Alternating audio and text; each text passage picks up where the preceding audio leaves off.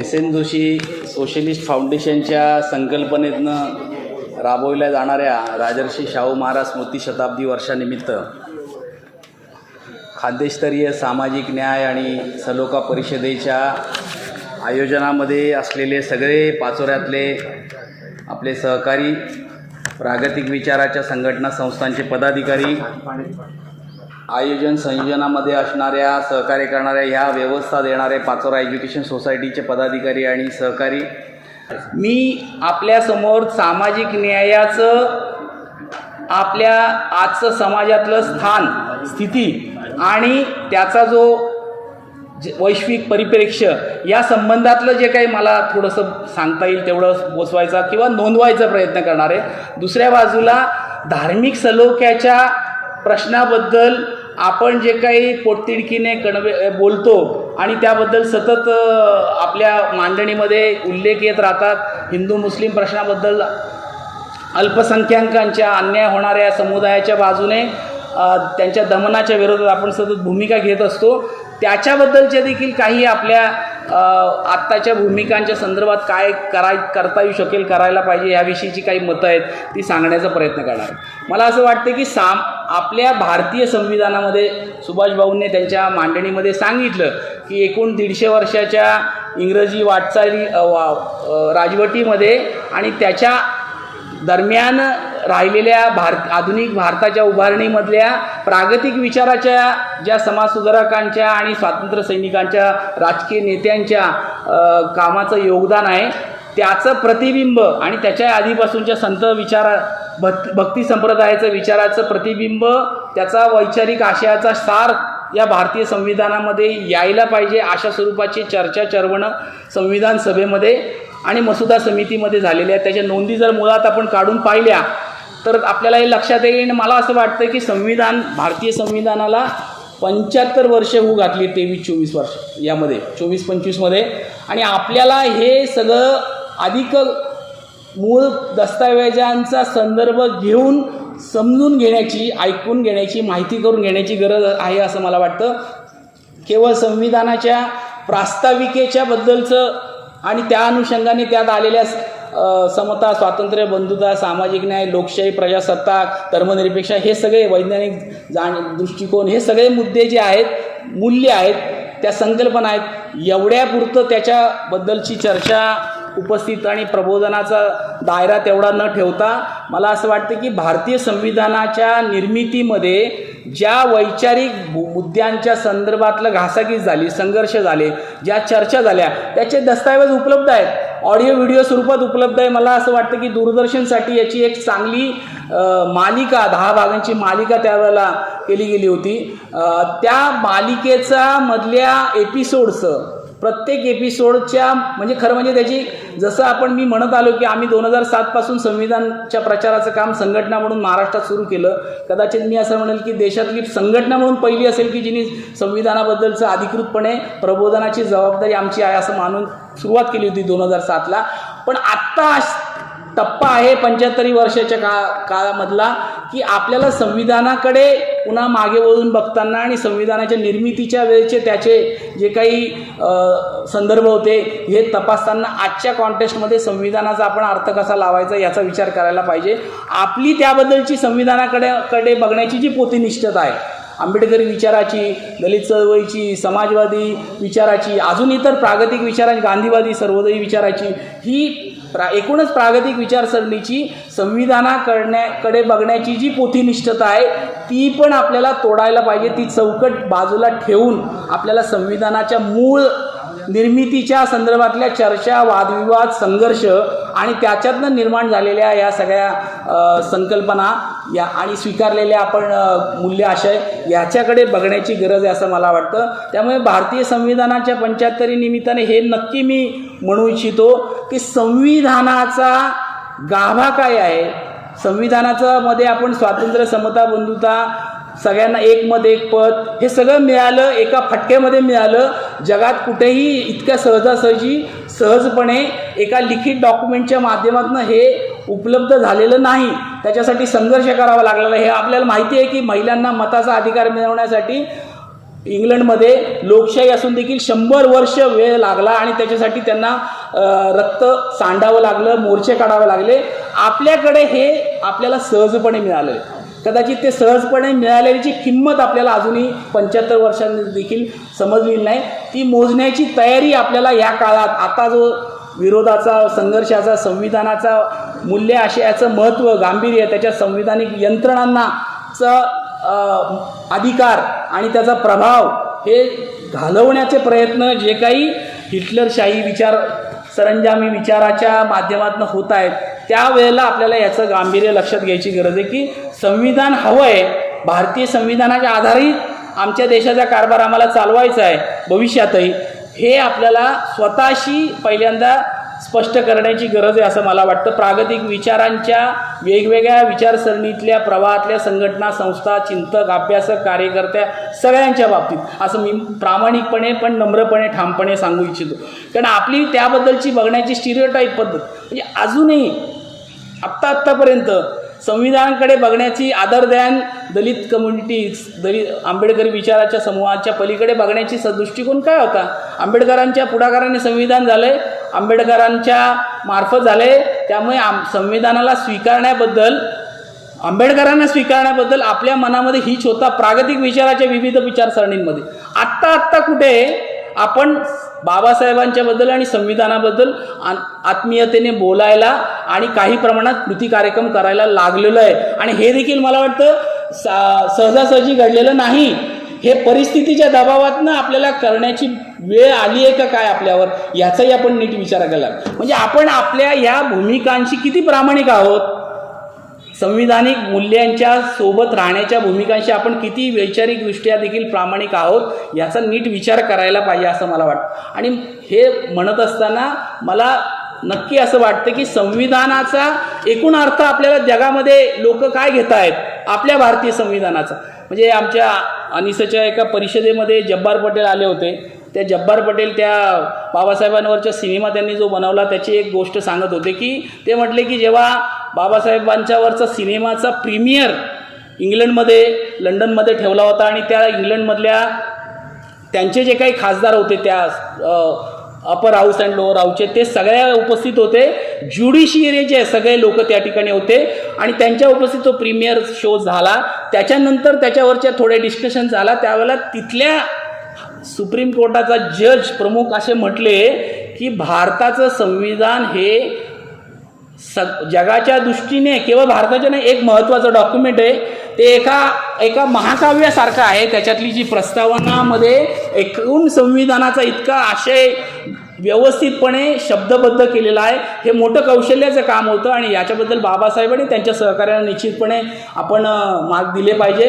पण तेवढ्यापुरतं नाही तर त्यांचा त्याच्याकडे बघण्याचा दृष्टिकोन होता की जगात असं कुठलंही डॉक्युमेंट नाही, कॉन्स्टिट्युशनल डॉक्युमेंट, त्या देशाचा कायदा, देशाचा कारभार चालवण्याचे जे काही वस्तू, जे काही संदर्भ ग्रंथ असेल की ज्याच्यामध्ये ही कमिटमेंट दिली आहे, वी द पीपल, आपणच आपल्याला एक कमिटमेंट दिली आहे की आम्ही आमच्या समाजातल्या पिछड्या, दबावग्रस्त, अन्यायग्रस्त, वंचित अशा समूहांना माणूस म्हणून सन्मानाने जगण्यासाठी सामाजिक न्याय प्रस्थापित करू.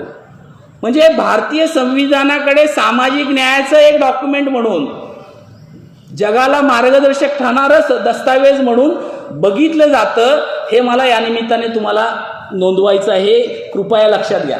संविधानाने मताचा अधिकार मिळाला, स्त्री पुरुष समतेचा अधिकार मिळाला, संविधानानं सरंजामशाही संपली. सरंजामशाही आणि आपल्याकडे चातुर्वर्ण आणि जातीव्यवस्थेला नाकारलं जरी असलं संविधानाने कागदावर, तो बाबासाहेबांच्या संविधान सभेतल्या शेवटच्या भाषणाचा इशारा आपल्याला लक्षात घ्यायला पाहिजे. ते म्हटले की जे संविधान राबवणारे किती लायक आहेत, त्याच्यावर संविधान चांगलं की नाही, वाईट हे ठरणार आहे. आणि आज ही वेळ आलेली आहे, हे आपण अनुभवतोय. आपल्यातले पण आपण अनुभवतोय आणि आपल्या विरोधातल्या लोकांच्या बाबतीत जास्त अनुभवतोय, हे लक्षात घ्या. त्यामुळे संविधानाच्या मध्ये जरी हे कागदोपत्री नोंदवलेले सगळे कमिटमेंट्स आपल्या असल्या तरी वस्तुस्थितीमध्ये ते येताना त्यांनी सांगितलं की संविधानाने एकमत एक पद, मालमत्तेचा अभिव्यक्ती स्वातंत्र्याचा, विचार व्यक्ततेचा अधिकार जरी मिळाला असला तरी आर्थिक समता पुरेशी नाही. सामाजिक समता म्हणजे चातुर्वर्ण व्यवस्था आणि जात व्यवस्थेतल्या उतरंडीमुळे होणारं शोषण, याच्या बाबतीत जोपर्यंत समाज शहाणा होत नाही, आपलं वर्तन, आपला व्यवहार, आपली माणुसकीचा वर्तणूक हे करत नाही, तोपर्यंत त्या अधिकारांना काही अर्थ नाही. त्यामुळे वोट पे नोट पासून आपल्याकडं आत्ता सांगितलं खलील भाऊने की दलित महिलेला, वृद्ध महिलेच्या याला अंत्यविधीला जागा उपलब्ध करून देणार नाही, इथपर्यंत असे अनेक घटना आजही आपल्या सभोवताली घडत आहेत.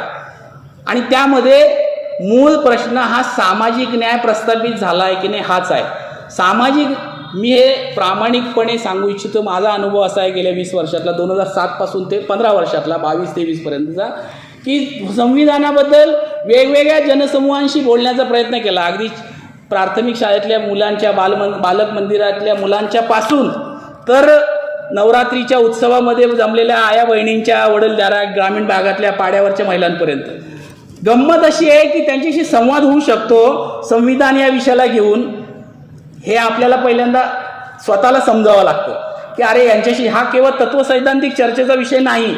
संविधान म्हणजे कायदे आणि अनुसूची आणि कलम आणि तांत्रिक त्याचे संकल्पना ह्याची चर्चा नाही, तर संविधान म्हणजे माणूस म्हणून जगण्यासाठी आपल्या मानवीय अधिकारांच्या संबंधातली स्पष्टता करून घेणं आणि ते त्याच्यामध्ये कुठे आहे हे समजून घेणं म्हणजे संविधान समजून घेणं आहे. मला असं अजिबात वाटत नाही की कायद्याच्या परिभाषांमध्ये म्हणजे प्रश्न पडतो. अजूनही न्यायालयीन व्यवस्थेतल्या निवृत्त न्यायाधीशांना किंवा वकिलांना जेव्हा आपण बोलवतो संविधानावर भाषण करायला, अत्यंत तांत्रिक, कंटाळवाणी अशी भाषणं ते करतात. ॲकॅडमिशियन्स पण अशीच भाषणं करतात, असं माझं मत आहे. त्यामुळे आपल्याला, सामान्य माणसाला अशा पद्धतीने तयार केलं पाहिजे, आपण तयार व्हायला पाहिजे की संविधानावर आम्ही बोलू शकतो. संविधानावर कुणाशीही कधीही कुठल्याही स्थितीमध्ये आपण बोललं पाहिजे. संविधान काय आहे समजून घेतलं पाहिजे आणि समजून सांगण्याचा आपल्या परीने प्रयत्न केला पाहिजे.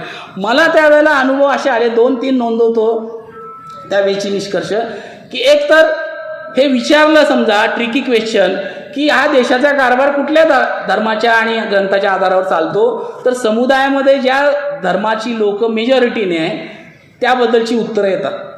अजूनही तुम्ही अनुभव घेऊन बघा, बघा संविधानाच्या आधारावर या देशाचा कारभार चालतो याच्याबद्दलची माहितीच नाही, त्याबद्दलची स्पष्टताच नीट नाही आलेली नाही. कारण सभोवतालीचे फतवे निघतात, निर्णय होतात, धार्मिक संघटना ज्या स्वरूपाच्या घोषणा करत असतात, ह्यामुळे सामान्य माणसाची अशी मतं होऊ शकतात. पण दुसऱ्या बाजूला 75 वर्षात संविधानिक जबाबदारी असणाऱ्या राज्यकर्त्यांनी, लोकप्रतिनिधी निवडून दिलेल्या राज्यकर्त्यांनी, जी आपलीकडं रिप्रेझेंटेटिव्ह डेमोक्रेसी आहे, आपण प्रतिनिधी निवडून देतो आणि त्यांच्यामार्फत कारभार चालतो, त्यांनी काय केलं याच्या बाबतीत? त्यांनी पुढाकार का नाही घेतला? त्यांनी का प्रयत्न केला नाही लोकांना हे समजून सांगण्याचं की या देशाचा कारभार संविधानाच्या आधारावर चालतो आणि त्याच्या आधारावर तुमचे हे अधिकार आहेत, हे हक्क आहे, हे कर्तव्य आहे. आणि त्यापेक्षाही जास्त जबाबदारी नोकरशाहीची होती, प्रशासकीय यंत्रणेची होती. ते तर याच्या बाबतीत गेंड्याच्या कातडीची आहेत. म्हणजे गेंड्याला देखील आपण त्याच्या शिवी दिल्यासारखं आहे, अशी स्थिती आहे की ते अजिबातच या बाबतीत अवेअर नाही आणि इतरांना अवेअर करण्याबद्दल अत्यंत उदासीन आहे किंवा नकारात्मक आहे. कारण त्यांना दोन्ही या घटकांना, जे देश चालवणारी म्हणून आपण या संविधानिक व्यवस्थेमध्ये ज्यांना जबाबदारी दिली आहे, लोकप्रतिनिधी आणि प्रशासन, या दोघांनाही असुरक्षेची भावना आहे की आम्ही लोकांना शहाणं केलं तर आमच्या अधिकार पदावर आणि हितसंबंधावर गदा येईल. तर ही गदा आणण्याचा हाच तर कार्यक्रम आहे सामाजिक न्यायाचा आणि संविधानाचा. पण ते या बाबतीत आपल्या या सगळ्या संविधानिक मूल्य आशयाच्या अधिकारांवर, हक्कांवर यामुळे अटकाव करायचा प्रयत्न करतात. हे आपण समजून घ्यायला पाहिजे.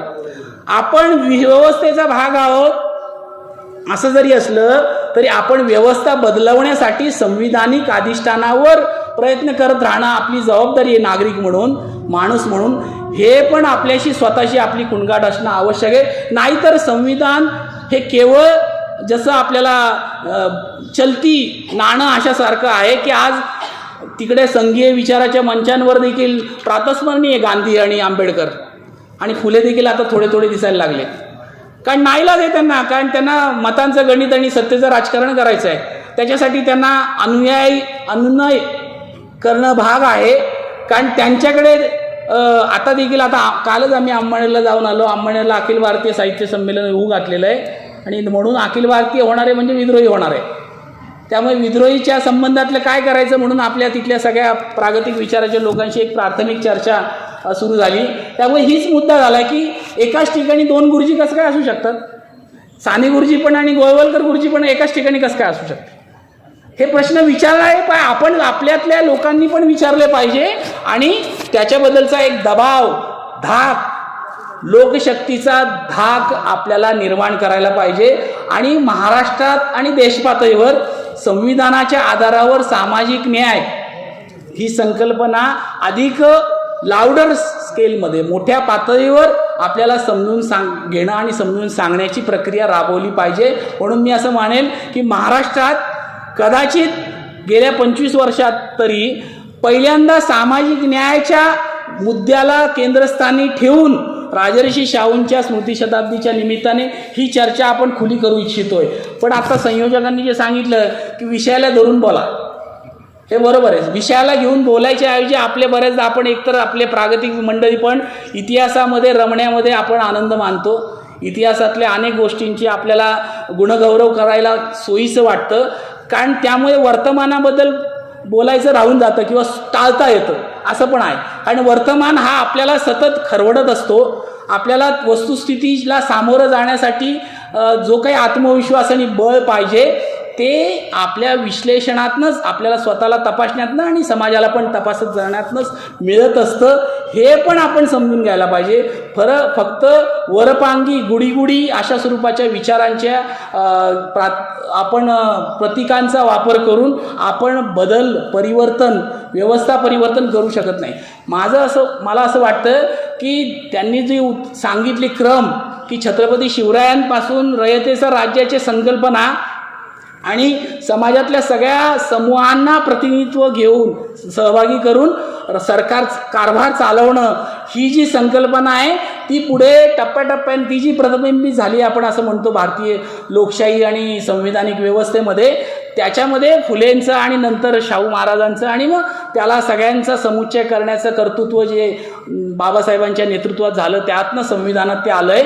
पण काय त्यांनी प्रयत्न केले, म्हणजे राजर्षी शाहू एका बाजूला महाराष्ट्रात माहिती आहे, पण त्याच वेळेला तिकडं सयाजीराव गायकवाड पण याच पद्धतीने त्यांनी त्या संस्थानिक असताना राजे म्हणून देखील काळानुसार समाज बदलला पाहिजे आणि समाजातल्या विविध घटकांना संधी आणि न्याय मिळाला पाहिजे, बरोबरीचं स्थान माणूस म्हणून त्यांना मिळालं पाहिजे. या भूमिकेतनं त्यांनी त्या वेळेला जे निर्णय घेतले, केवळ आरक्षणाच्या कॉन्टेस्टमध्येच आपण सामाजिक न्यायाची चर्चा करतो.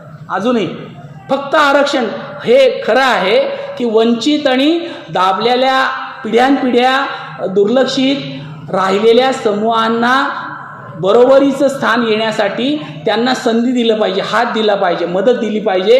आणि आरक्षणाचं म्हणजे अमेरिकेमध्ये ज्याला ॲफर्मेटिव्ह ॲक्शन म्हणतात, म्हणजे तिथले जे काही मूलवासी होते निग्रोज की ज्यांच्यावर आक्रमण करून अमेरिका हा मिश्र संस्कृतीचा देश आहे की जगातल्या अनेक युरोपीय देशांमधले लोक जाऊन तिथं आक्रमणकारी म्हणून त्यांनी तिथं विस्थापन झालं आणि तिथं गेले आणि तिथं सत्ता त्यांनी मिळवली.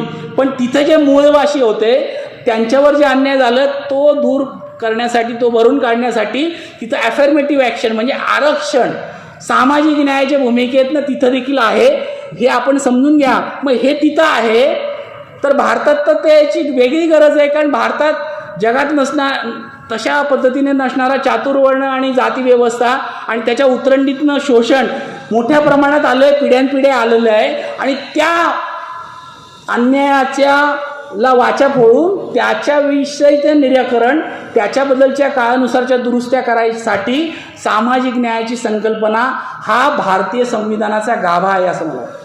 तुम्ही संविधानामध्ये, म्हणजे मी हे प्रशासकीय लोकांच्या संबंधात आक्षेप घेताना आणि त्यांच्यासोबतच्या संवादामध्ये नेहमी म्हणतो की तुम्ही अजूनही इंग्रज आलेल्या मानसिकतेमधनं प्रशासन चालवता.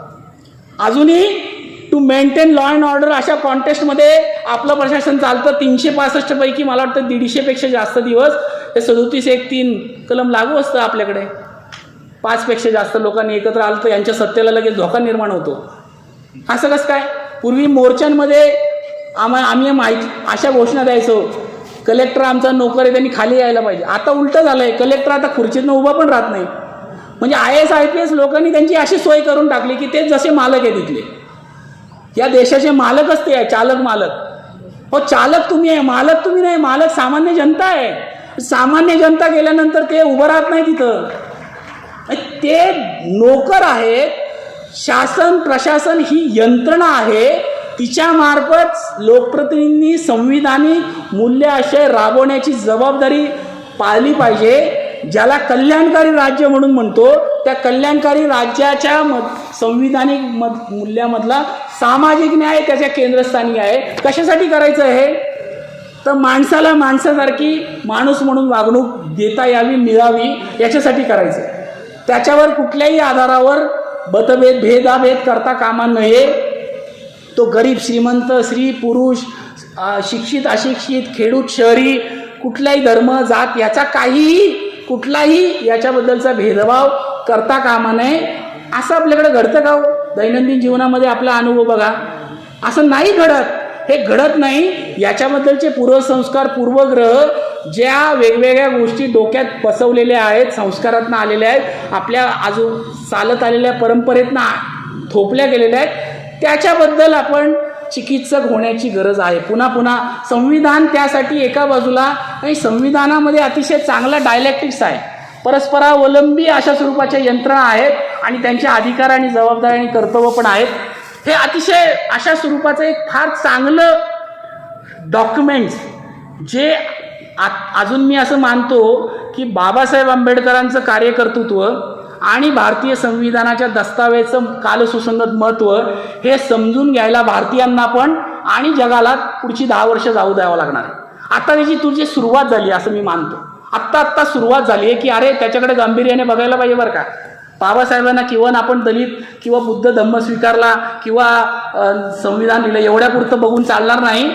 विश्वमानव म्हणून त्यांच्या ज्या काही भूमिका, विजन होतं, नेतृत्वाचं होत्या, त्यावेळेला काळानुसारचं, काळाच्या पुढचं हे पण समजून घ्यायला पाहिजे. तसं भारतीय संविधान हा असा दस्तावेज आहे की ज्याच्यामध्ये भारतातलेच माणूस नाही, भारतातलेच नागरिक नाही, तर विश्व नागरिक म्हणून जगातल्या इतर देशांमधले पण राज्यकर्ते हे गांभीर्याने बघणार आहेत आणि पुढच्या काळात त्याबद्दलचं अधिक समजून घेण्याच्या भूमिकेमध्ये अनुकूल आहेत. म्हणून मला असं वाटतं, म्हणजे याची काही अनेक उदाहरणं, अशा स्वरूपाचे निर्णयाचे प्रतिबिंब, ह्युमन राईट्सच्या जे काही मानवी अधिकारांचं याबद्दलचं जे काही आपण ट्रीटी स्वीकारलेली आहे भारताने जगातल्या अनेक देशांनी, त्याच्यामध्ये हे सगळं प्रतिबिंबित झालेलं आहे. किंवा युनो म्हणून युनायटेड नेशन्समध्ये जगातले जे वेगवेगळे देश सहभागी आहेत त्यांनी जे काही एकत्रितपणे माणसाला माणसासारखं वागवण्यासाठी ज्या जबाबदाऱ्या आपल्या राज्यकर्त्यांच्या, लोकप्रतिनिधींच्या आहेत आणि समाज बदलाच्या प्रक्रियेत काम करणाऱ्या कार्यकर्त्यांच्या आहेत, याच्यामध्ये हे देखील हे स्वीकारलेलं आहे. पण ते जे गोल्डन गोल आपण अचीव केलेलं नाही. अजूनही त्याचे गोल्डन गोल अचीव करण्याचं माझ्या माहितीनुसार 95, 97, 2000, 2002, आता 2023 आहे. म्हणजे आपण गेली 30 वर्ष जवळपास त्याची फक्त शपथा घेतोय. हे करायचं आहे, हो आम्ही करणार आहे, हो आम्ही जबाबदारी घेतली आहे, हो आम्ही त्याच्यासाठी प्रयत्न करतोय. हे आपण अजून जागतिक फोरमवर केवळ आम्ही माणसाला माणूस म्हणून वागवणं, जगवणं आणि त्याच्यासाठी त्याला अनुकूलता देणं ही आमची जबाबदारी, असं आपण फक्त शपथा घेतोय. त्या शपथा कृतीत आणण्यासाठी जे धोरणं, योजना, कायदे बदलवायला पाहिजे, यंत्रणा तयार केल्या पाहिजे, मानस घडवलं पाहिजे. याच्यासाठी शासन प्रशासनाचं जबाबदारी मोठी आहे आणि त्यांना ते करायला भाग पाडण्यासाठी आपल्यासारख्या नागरिकांच्या समूहांचा दबाव त्याच्यावर निर्माण होणं आवश्यक आहे. म्हणून ते लोकशाहीमध्ये 4 स्तंभ वगैरे असं म्हणतात. तर त्या 4थ्या स्तंभाचं काय स्थिती आहे, तो आता गोदी मीडिया गेलेला आहे सगळा पूर्ण.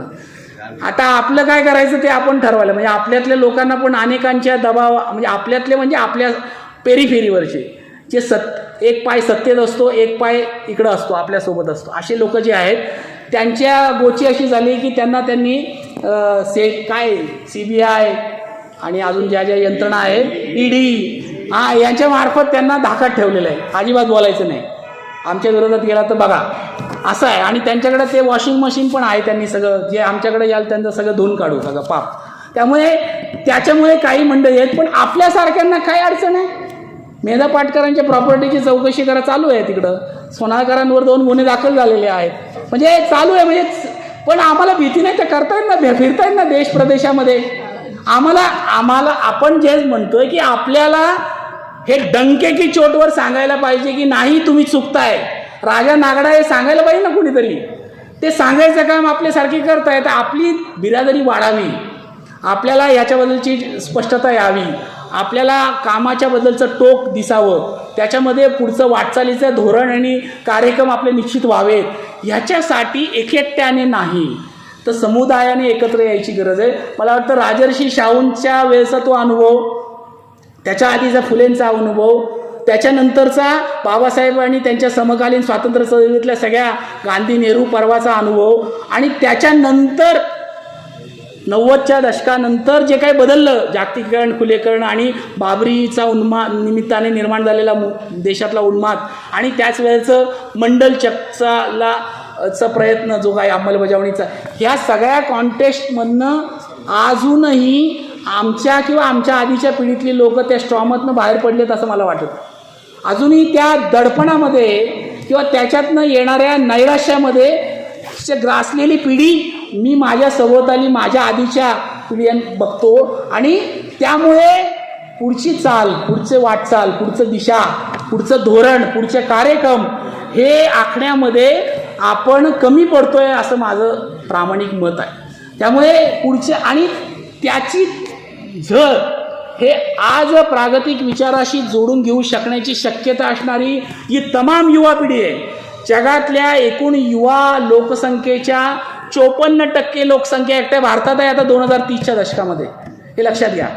म्हणजे जगातल्या युथ पॉप्युलेशनच्या जर मोर दॅन 50% भारतात असेल तर आपल्याला एका अर्थाने संधी आहे, आपल्यापुढे चॅलेंज आहे की आपण कशा पद्धतीने त्या युवांना ॲड्रेस करणार, आपला विचार, प्रागतिक मानवतेचा विचार त्यांच्यापर्यंत पोचवणार, आणि त्यांच्या खांद्यावर या देशाचा, या मानवतेचा वारसा देऊन पुढे त्यांच्या मार्फत कशी वाटचाल करणार, हा आपल्या पुढचा चॅलेंज आहे. त्यामध्ये मला असं वाटतं की समाजसुधारकांकडनं, म्हणजे संतांकडनं जो माणुसकीचा विचार आला तो सामाजिक न्यायाचाच होता, पण समाजसुधारकांनी त्यांच्या मार्फत त्याला अधिक थोडं संघटितपणे पुढे नेण्याचा प्रयत्न केला, पण त्याला खऱ्या अर्थाने कालसुसंगत अशा स्वरूपाचं संकल्पनेत आणण्याचं काम हे संविधानाच्या मार्फत झालं आहे. आणि मला असं वाटतं की आज सामाजिक न्याय म्हणजे काय, तो कशाशी खातात, आणि सामाजिक न्यायाच्याबद्दल आपल्या जबाबदाऱ्या, संविधानिक व्यवस्थेच्या यंत्रणेच्या जबाबदाऱ्या काय, हे प्रशासनाला,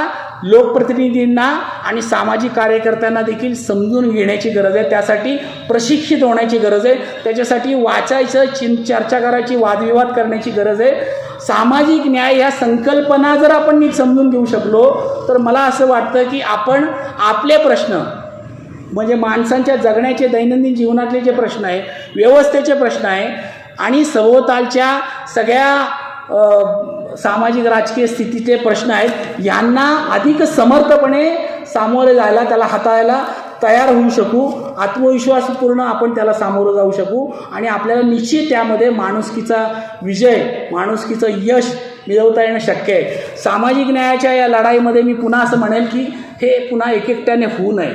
त्यासाठी आपला एक समान धागा विचारांचा, कामाचा एकत्रित येऊन आपण गुंतला पाहिजे.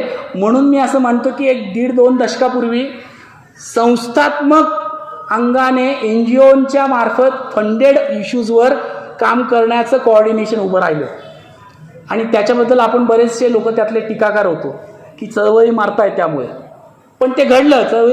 काही चळवळी कमकुवत झाल्या, पण आणि त्यांनी NGOनी पण काम नाही केलं असं नाही, केलं त्यांच्या पद्धतीने केलं, पण त्याच्यातनं परिवर्तनाला गती मिळाली असं घडलं नाही. निश्चितपणे त्याची चाकं थोडी रुतली, पण आता गेल्या 1-1.5 दशकामध्ये बदललं आहे, आणि ते समन्वय थांबले आहेत, आणि आता तर मोदींनी सगळे फंडिंगच थांबवून टाकले.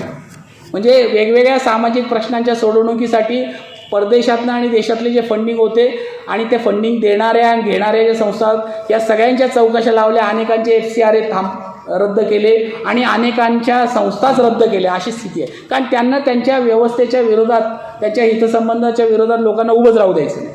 पण आता समन्वयाचा काळ कसला आहे, तर मी असं मानतो की प्रागतिक विचाराच्या ज्या वेगवेगळ्या विचारसरणी आहेत त्या सगळ्या विचारसरणींच्या समन्वयाचा काळ आहे.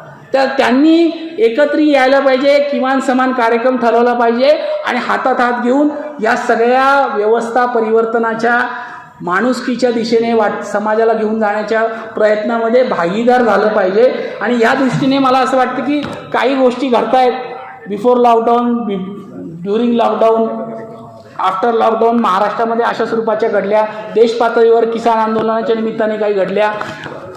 NAPM जन आंदोलनाचा राष्ट्रीय समन्वय नावाचा एक समन्वय मंच गेली 25 वर्ष मेधाताईंच्या नेतृत्वात चालतोच आहे आणि त्याच्यामध्ये महाराष्ट्रातल्या, देशातल्या अनेक राज्यांमधल्या विविध जनसंघटना विस्थापनाच्या, विकासाच्या प्रश्नाच्या विरोधात असणाऱ्या तिथं सहभागी आहेत. तसे अजूनही वेगवेगळ्या विषयांवरचे पण समन्वय महाराष्ट्रामध्ये अशा स्वरूपाचे समन्वय उभे राहिले. काही चालले, काही थांबले, अशी स्थिती आहे. 2 प्रकारच्या समन्वयांचं फक्त मी आपल्यासमोर उल्लेख करून थांबणार आहे आणि आवाहन करणार आहे. भारत जोडो यात्रेच्या निमित्ताने अनेक लोक त्या भारत जोडो यात्रेचं स्वागत करणारे होते, काही सहभागी होणारे होते, काही सहकार्य करणारे होते, काही जोडून घेणारे होते. आपल्यातले अनेक लोक ह्या सगळ्या 4-5 प्रकारांमध्ये बसणारे आहेत आणि त्या भारत जोडो यात्रेतनं जे काही वातावरण निर्मिती झाली ती पुढे घेऊन जाण्यासाठी पण प्रयत्न झाला पाहिजे असे मानणारे पण आहेत. आणि त्यातनं भारत जोडो अभियान नावाने आता एक समन्वय देश पातळीवर उभा राहिला आहे की ज्याच्याशी सगळी ही मंडळी कमी जास्त प्रमाणात वेगवेगळ्या पातळीवर जोडलेली आहे आणि त्याच्या माध्यमातनं या समन्वयाचं गती मिळावी असा एक प्रयत्न आहे. तसाच महाराष्ट्रात जनसंघटना संस्था जे पक्षीय राजकारणात नाही, निवडणुकीच्या राजकारणात नाही, अशांचं पण एक नवे आव्हानं, नवे पर्यायाच्या निमित्ताने एक समन्वयाचा प्रयत्न चालू आहे. ज्यामध्ये आत्ता नुकतंच पंढरपूरला त्याबद्दलचं कार्यकर्ता परिषद झाली. 350-450 कार्यकर्ते त्या ठिकाणी आले होते 22-23 जिल्ह्यांमधले. ते प्रक्रिया विभागीय पातळीवरची पुढे नेण्याचा प्रयत्न आहे. त्यामुळे मी असं आवाहन करेल आपल्या सगळ्यांना की प्रागतिक विचाराचे आहोत, पण विचारसरणींमधल्या काही संस्था संघटनांमधल्या काही वैचारिक मतभेद आहेत, काही कार्यपद्धतीच्या बद्दलचे आक्षेप आहेत, काही नेतृत्वाच्या संघर्षाचे मुद्दे आहेत, काही प्रतिष्ठेचे मुद्दे आहेत. हे सगळे आहेत, हे आपण स्वीकारू.